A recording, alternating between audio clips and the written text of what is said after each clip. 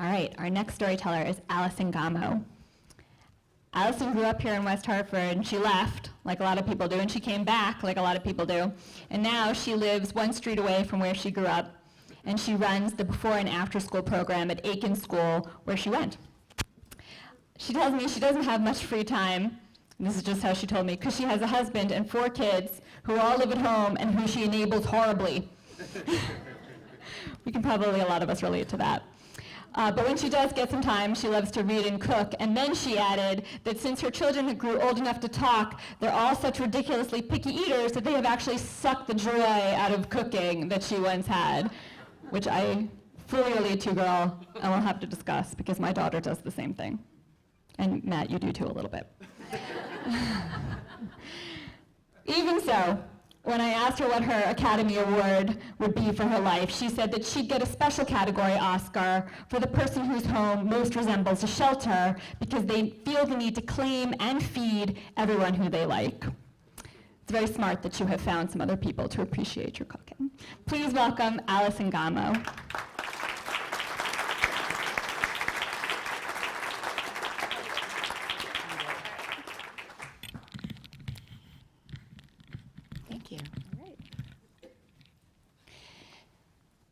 So, I hate mean girls. I always have, I always will.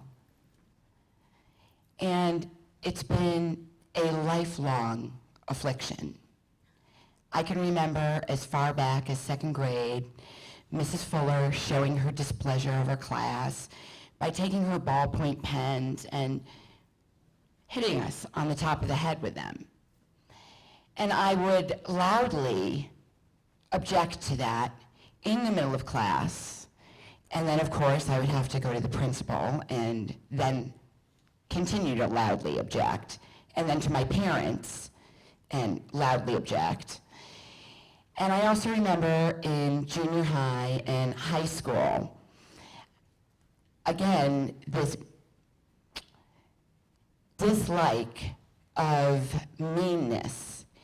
And I should say meanness and not just mean girls, but in my head, to be honest, it's mean girls, capital letters, bright neon, blinking on and off. And in high school and in junior high, again, loudly and continuously, I would object to the cliques or the groups or anything that had a foundation in exclusion rather than inclusion, because it was so fundamentally wrong on so many levels. And I never really knew why I had such intense dislike, emotional responses to meanness. It's played such a part in my life that it even had an influence on the job that I have now, which, as Alicia said, is at an elementary school.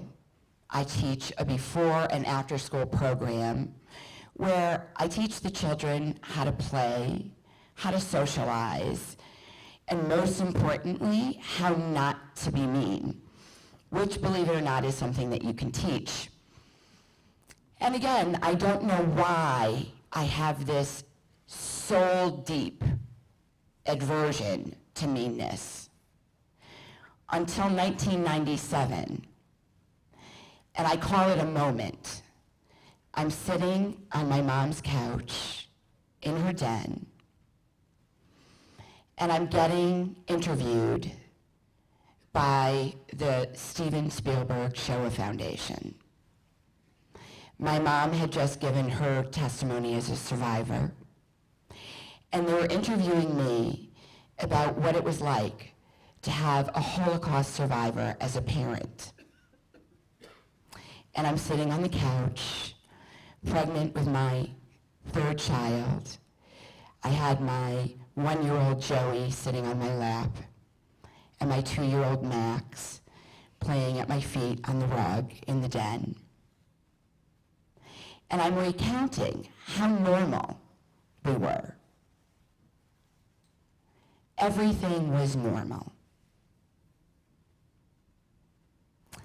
My mother adopted my older brother, Michael, and then a couple of years later, she adopted me.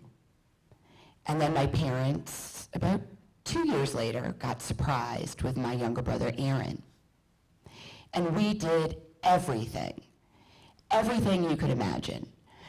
Every lesson, every sport, every instrument we wanted to do. We did it all. Indian Guides, Girl Scouts, sleepaway camp. And all along, I knew that my grandmother, Lisa, cut a hole in the barbed wire fence of the Ghamo ghetto and smuggled my mother and her cousin Lana out by shoving them in a potato sack. And then later did the same thing with my mother's brother, my Uncle Bill. And my grandmother Lisa did this after my grandfather Isaac was forcibly removed from his family by the SS and shoved onto the back of a pickup truck and taken away. To me, my grandparents were just awesome people. My granny was awesome because she was my superhero.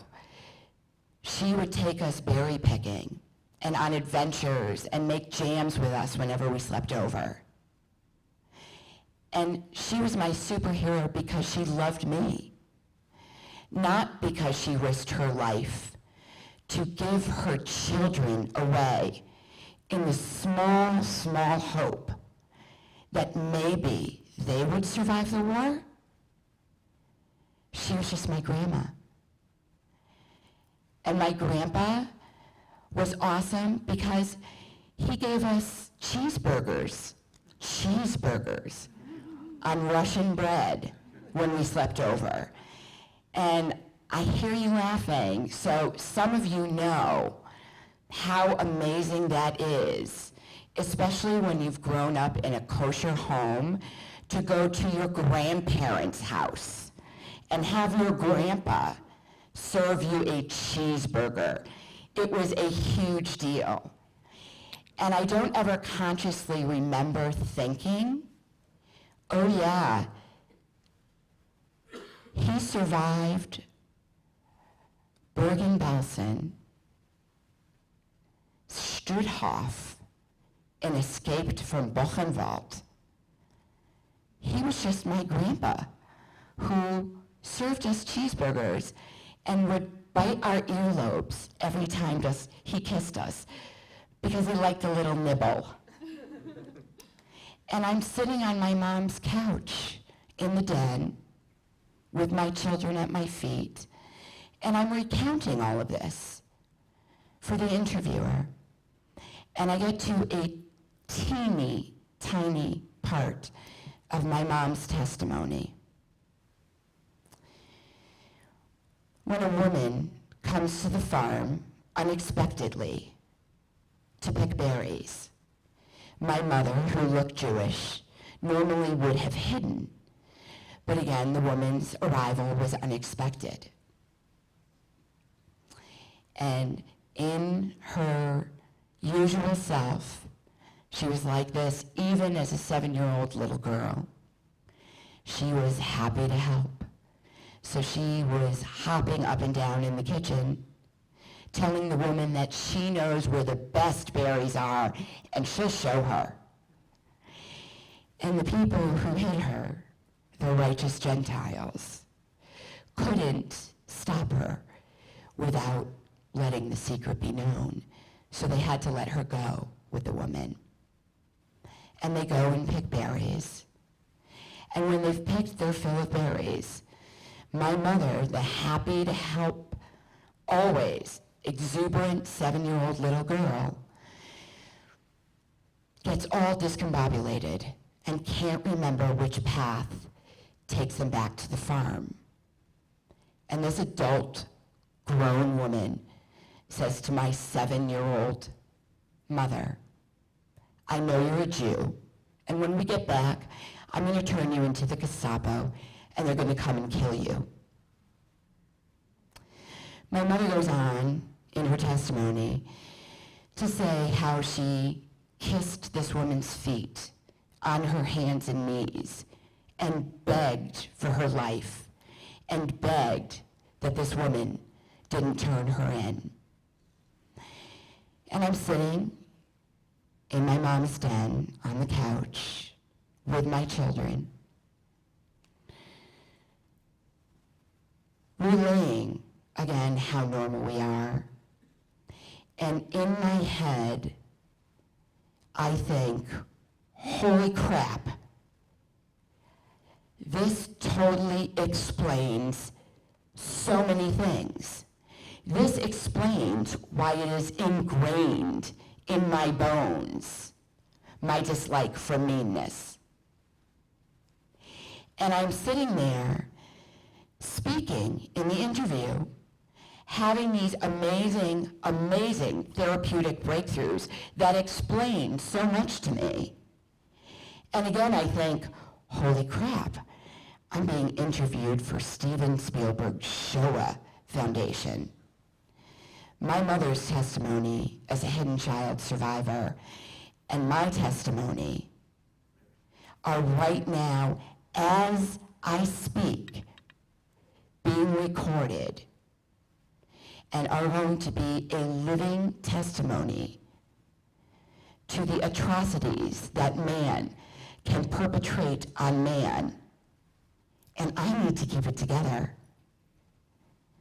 So again, I think, in my head, I can be just like my mom. I'm sitting on the couch, looking over the bump of my stomach. Max and Joey are playing at my feet on her rug. And I think, I'm going to be just like my mom. I will continue being altruistic in my life. I can keep it together and just act normal. Thank you.